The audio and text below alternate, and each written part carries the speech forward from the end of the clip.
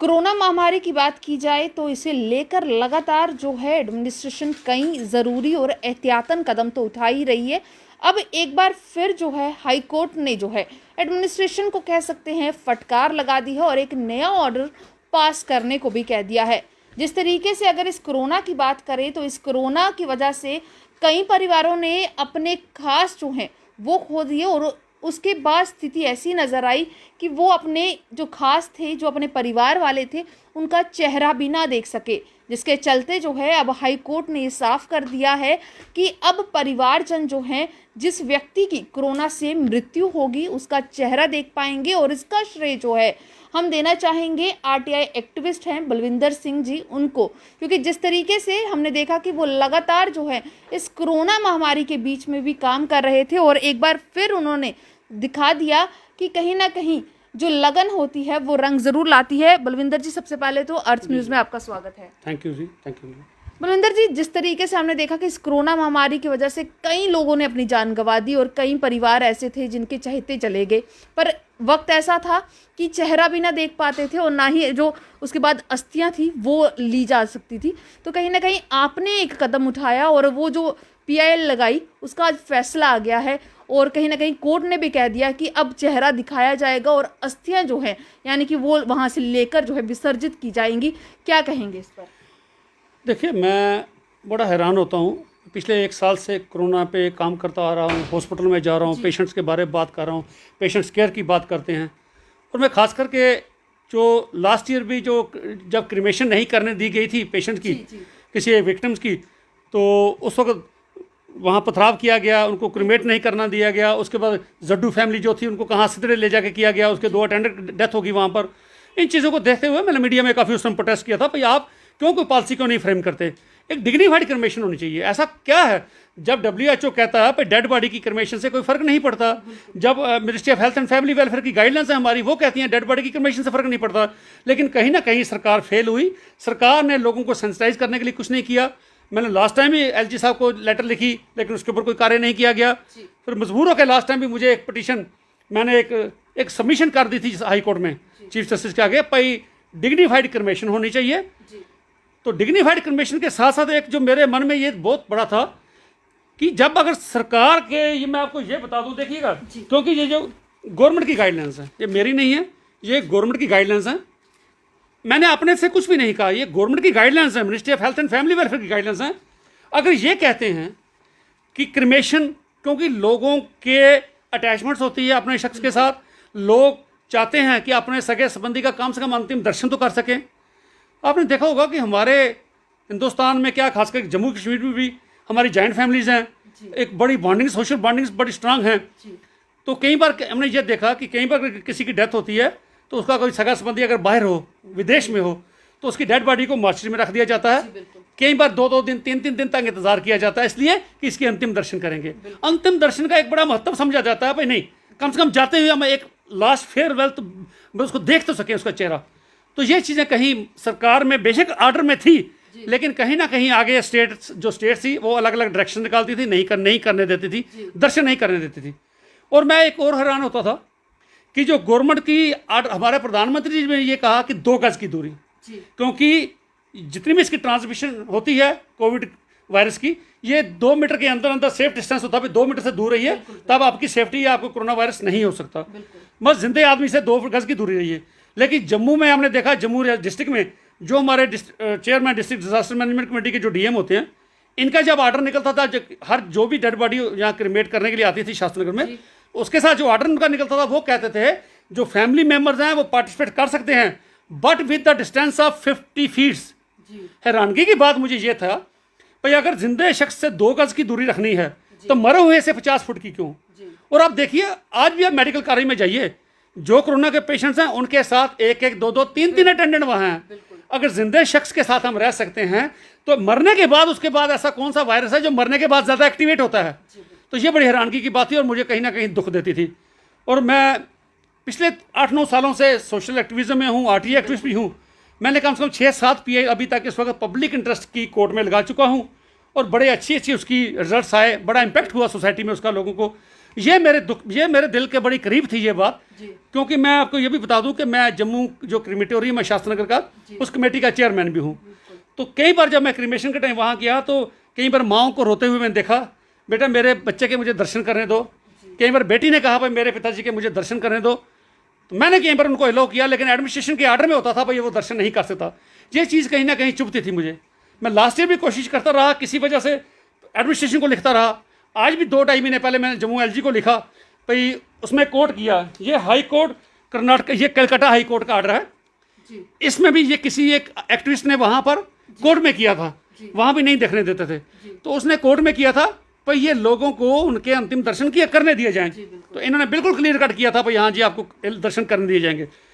तो इसको देख के मैं बड़ा प्रभावित हुआ। तो फिर मैंने भी जम्मू में हमारे दिनेश चौहान जी हैं, सीनियर एडवोकेट हैं जे.एंड.के हाई कोर्ट के, उनसे मैंने सबमिशन की। मैंने कहा ये एक इशू है, कहता जी वाकई बड़ा इंपॉर्टेंट इशू है, मुझे भी ये अच्छा लगा, ये होना चाहिए, तो दीजिए डॉक्यूमेंट्स। मैंने उनको डॉक्यूमेंट दिए, आज से लगभग 1 महीना पहले डॉक्यूमेंट्स दे के, तो उन्होंने वो ड्राफ्ट की, मैं शायद 20-25 दिन हुए हैं, तो ड्राफ्ट करके तो हमने वो पिटीशन जे.एंड.के हाई कोर्ट में लगाई।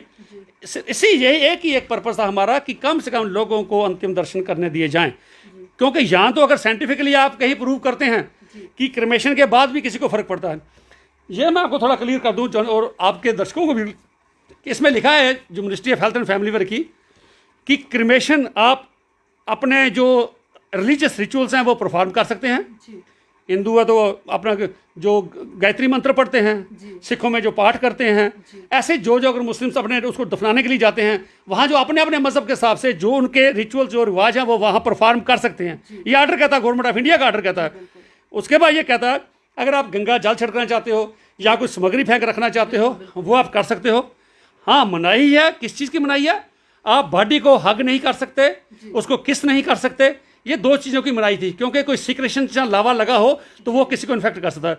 अदरवाइज आप उसका चेहरा देख सकते थे और वहाँ अरदास कर सकते हो, अपना गीता का रामायण का जो भी पाठ करना चाहो कर सकते हो। ये मनाही नहीं थी, लेकिन ये चीज़ें कहीं पर अलो नहीं की जाती थी, दूर दूर से फैमिली को रखा जाता था। ये कहीं ना कहीं कंट्राडिक्ट करती थी जो गवर्नमेंट ऑफ इंडिया की गाइडलाइंस है और जो स्टेट्स अपने अपने लेवल पर निकालती हैं, ये इसमें बहुत बड़ी कंट्राडिक्शन थी। तो इसको देखते हुए मैंने कोर्ट में किया और मुझे खुशी हुई कि आज उसकी जजमेंट आई, जिसमें कोर्ट ने अलो किया कि आज के बाद जो पेरेंट्स हैं, जो उसके नियर्स हैं, जो रिलेटिव्स हैं, वो कम से कम अपने जो, एक तो उसके दिमाग में एक बहुत बड़ी टेंशन होती है जिससे घर का ये कोविड नॉर्मल बीमारी से जाए तभी होता है, लेकिन कोविड ही कैसा है, रिश्तेदार नज़दीक नहीं आते, किसी के गले लग के आदमी दुख सुख नहीं शेयर कर सकता। बहुत बड़ी चीज़ थी, ये मुझे कहीं ना कहीं हट करती थी। तो मुझे अब तसल्ली हुई आज कि मेरे 1 साल का ख्वाब मेरा ये पूरा हुआ। अभी डेथ्स कम होनी शुरू हुई हैं और मैं कहता हूँ वाहिगुरु करे, भगवान करे, अल्लाह ईश्वर करे कि ऐसा आइंदा 3rd वेव ना आए, तो जैसे प्रेडिक्शन की जा रही है। और इस 3rd वेव का भी कहीं ना कहीं हम लोगों का भी बहुत बड़ा, बलविंदर जी 3rd वेव की बात कर रहे हैं तो कोर्ट ने इसके साथ साथ ये भी कहा कि 3rd वेव की तैयारी भी जो है कर लीजिए, क्योंकि आप ही के ऑर्डर के साथ जो है उन्होंने ये भी जो है साफ कर दिया एडमिनिस्ट्रेशन को और साथ ही साथ हेल्थ डिपार्टमेंट को कि 3rd वेव को लेकर जो है तैयार रहे, क्योंकि जिस तरीके से दूसरी वेव ने कहर मचाया है वो आगे इस तरीके की जो भी गलतियां हुई हैं वो नहीं देखना चाहेंगे। और टीकाकरण की भी बात की गई कि जो टीकाकरण है यानी कि जो वैक्सीनेशन है ड्राइव्स है उसे और तेजी से किया जाए और 100% करने की बात कर दी गई है। क्या कहेंगे? देखिए, मैं समझता हूँ सरकार, जम्मू के सरकार, खास करके हेल्थ विभाग टोटल हमारा फेलियर रहा। खास करके मैं एडमिनिस्ट्रेटिव सेक्टर साहब, फाइनेंशियल कमिश्नर का कहूँगा, डुल्लू साहब, जो हमारी डिसीजन मेकिंग बॉडी है। जब फर्स्ट वेव आई तो काफ़ी यहाँ ऑक्सीजन का क्रंच आया, लोग ऑक्सीजन ना मिलने की वजह से मरे, काफ़ी डेथ्स हुई लोगों की। तो जो इस बार जो सेकंड वेव आई, ये म्यूटेंट नया एक आया, नया म्यूटेंट आया और ज़्यादा वायरस, ज़्यादा इन्फेक्शियस था। तो इसकी भी प्रेडिक्शन पहले कर दी गई थी भाई 2nd वेव भी आने वाली है। और अगर सरकार को पता था, मेडिकल कॉलेज को पता था, सबको पता था, उसके बाद भी जब ये 2nd वेव आई तो ये टोटल फेल हो चुके थे। कहीं पर भी इनकी तैयारियां सारी एक्सपोज हो गई। वेंटिलेटर के बिना लोग मरे, ऑक्सीजन के बिना लोग मरे, लोगों को बेड नहीं मिल पाया, लोगों को बाईपैप मशीन नहीं मिली, लोगों को ऑक्सीजन कंसनट्रेटर नहीं मिले। और आज भी मैं कहूँ मजबूर होकर एक डुल्लू साहब को एक आर्डर निकालना पड़ा भाई सीनियर डॉक्टर्स अंदर जाएंगे। मैं आज भी आपको दावे से कहता हूँ सीनियर डॉक्टर, आज भी हमें अंदर से पेशेंट फ़ोन करते हैं, अटेंडेंट फ़ोन करते हैं भाई सीनियर डॉक्टर अंदर नहीं आते। ये एक बहुत बड़ी जम्मू में प्रॉब्लम रही। अब देखिए श्रीनगर में ऐसा नहीं हुआ, श्रीनगर में केस डबल होते थे लेकिन डेथ्स वहाँ हाफ होती थी जम्मू से। ऐसा क्यों था? एक वहाँ इंफ्रास्ट्रक्चर बहुत ज़्यादा है, लेवल 1 का हॉस्पिटल जम्मू में एक ही है मेडिकल कॉलेज, कश्मीर में 5 लेवल 1 के हॉस्पिटल हैं। वहाँ पर डॉक्टर्स की डेडिकेशन बड़ी अच्छी है। हमारे भी डॉक्टर इंटेलिजेंट है, मैं ऐसा नहीं कहता इन्होंने नहीं किया, काफ़ी काम इन्होंने भी किया, लेकिन कहीं ना कहीं कोई कोताही इनसे ज़रूर हुई है। क्योंकि कश्मीर में अगर डेथ्स बड़ी कम हुई, वहाँ पर आज तक आपने देखा होगा कोई वायरल वीडियो कश्मीर से नहीं आया जिसमें पेशेंट के अटेंडेंट का कहीं डॉक्टर के साथ झगड़ा हो, कहीं स्टाफ के साथ झगड़ा हो। ऐसा क्यों नहीं हुआ? वहाँ किसी ने कंप्लेंट क्यों नहीं की? हमें ऑक्सीजन नहीं मिली, वहाँ कंप्लेंट्स क्यों नहीं की लोगों ने? ये जम्मू में ही क्यों हुआ, मेडिकल कॉलेज में ही? एक तो सबसे बड़ा इसका रीज़न ये है कि कश्मीर में जो है जितनी पेरीफेरी है, जितने डिस्ट्रिक्ट हॉस्पिटल हैं, वो सारे अपने आप में सेल्फ सफिशिएंट हैं, सेल्फ डिपेंडेंट हैं। उन्होंने कोविड को भी हैंडल किया। हमारी जम्मू डिवीज़न में पेरीफेरी जो हमारी है, जो हमारे डिस्ट्रिक्ट हॉस्पिटल्स हैं, वो इतने ज़्यादा स्ट्रांग नहीं रहे। पिछले बार तो उन्होंने बिल्कुल ही कोविड का इलाज नहीं किया, इस बार फिर कुछ लिया, जिसका वजह है कि जम्मू में सारा रश आके जीएमसी में पड़ता है। और जीएमसी के पास सबसे एक और बड़ी चीज़, मेरी एक पिटिशन और कोर्ट में चल रही है with regard to the shortage of doctors. 50% doctors की शॉर्टेज है। तो ये पिछले 15-20 साल से शॉर्टेज चल रही है। मैं डुल्लू साहब से पूछना चाहता हूँ कि आपने शॉर्टेज को पूरा करने के लिए क्या किया? जब आग लगती है तब आप कुआं खोदने की बात करते हो, पहले आप सोए रहते हो। 3 साल से मेरी पिटीशन कोर्ट में पड़ी है, भाई शॉर्टेज है आपके पास, स्टाफ की शॉर्टेज है। मेडिकल कॉलेज में 50% स्टाफ की फैकल्टी मेंबर की शॉर्टेज है और 70% वहाँ पर सुपर स्पेशलिस्ट की शॉर्टेज है। तो ये शॉर्टेज अगर मेरे जैसे शख्स को आरटी लगा के पता चल गई, आपको नहीं पता था सेकंड वेव आने वाली है, आपने क्यों नहीं अपॉइंटमेंट की? क्यों डॉक्टर से अपॉइंट नहीं किया? क्यों नर्सिंग स्टाफ अपॉइंटमेंट नहीं की? तो ये चीज़ें। और आज एक चीज़ और इसमें बहुत बड़ा लिखूँ ना, कश्मीर में जो मेडिकल असिस्टेंट की या फार्मेसी के उन्होंने एग्ज़ाम रखा भाई, क्योंकि जो भी स्टूडेंट आए, क्वालिटी का स्टूडेंट आए, अच्छा एक्सपीरियंस आए, उन्होंने 9 तारीख का एग्ज़ाम लिया। जम्मू में एग्ज़ाम नहीं लिया। और जम्मू में बच्चों ने, आप देखा होगा स्ट्राइकिंग की, यहाँ पर मीडिया में आपने देखा कि उन्होंने ये कहा भाई जो लोग एक्सपीरियंस हैं, जिनके पास 2-2 साल 3-3 साल का काम करने का एक्सपीरियंस है, 1.5 साल जिन्होंने कोरोना में काम किया है, उनको आप नहीं, उनका एक्सपीरियंस क्यों नहीं कंसिडर करें? पहले ऑर्डर में था भाई इनका एक्सपीरियंस काउंट किया जाएगा, 2 दिन के बाद ऑर्डर चेंज कर गया, नहीं जी इसको एग्जाम किया जाता है। तो उसके बाद देखिए एक शख्स की डेथ होगी डीआरडीओ में, टोटल 4 पेशेंट या 5 थे वहाँ पर।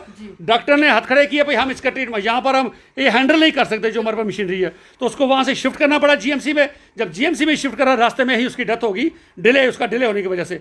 तो सरकार ने पूरी अपनी तैयारी नहीं की। तो हम भी कहते हैं, सरकार हमें प्रिंसिपल भी कहते रहे भाई नेगेटिविटी मत फैलाइएगा, हमने भी कहा नहीं।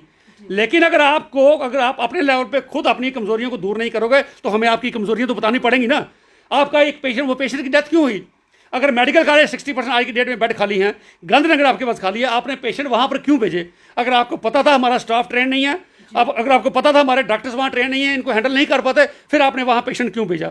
सो ये कहीं ना कहीं सरकार की कमजोरियाँ। मैं समझता हूँ जो ऐसा शख्स मरता है वो उसकी डेथ नहीं होती, वो कहीं ना कहीं कत्ल गिना जाएगा, वो मर्डर गिना जाएगा, जो नेग्लिजेंस की वजह से होता है। सो चीज़ें हैं।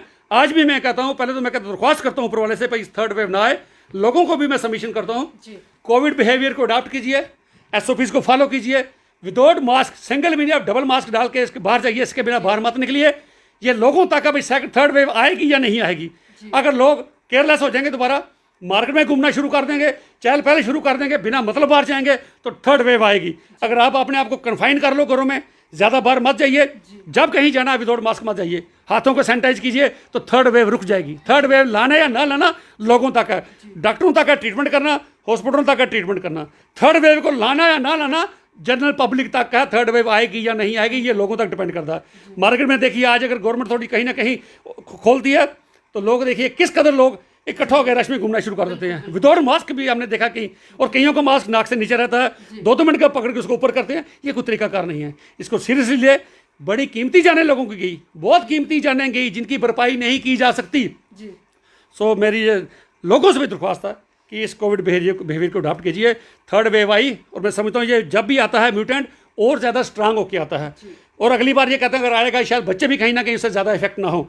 सो अपने बच्चों का, अपने समाज का ध्यान रखिए, घर से बाहर ज़्यादा मत निकलिए, जब निकलिए तो बिना मास्क मत जाइए। जी बहुत बहुत शुक्रिया हमारे साथ जुड़ने के लिए। और ये थे हमारे साथ बलविंदर सिंह जी, जो कि साफ तौर पर यही कहना है कि कहीं ना कहीं एडमिनिस्ट्रेशन तो फेल हुई, परंतु उसके साथ साथ अब ज़रूरत है कि लोग भी उतने ही अवेयर हो जाएं।